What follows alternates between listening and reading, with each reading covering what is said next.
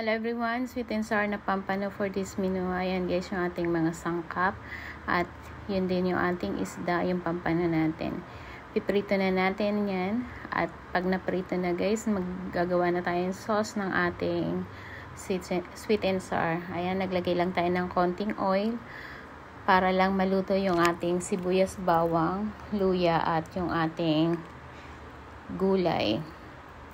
Ayan guys, hayaan lang natin mag-brown yung mga yan, yung ating mga sangkap bago natin add yung ating carrots at bell pepper.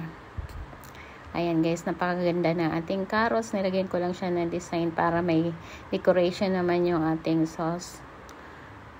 Ayan.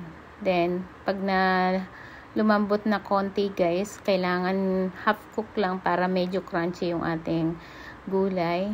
Nag-add na ako ng pineapple juice, yung juice ng ating tidbits.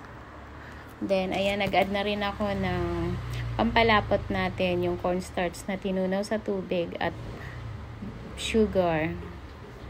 Then yung tidbits add na rin natin. At yan naman ay yung ating sweet chili sauce, pampadagdag lasa at pampakulay na rin sa ating sauce.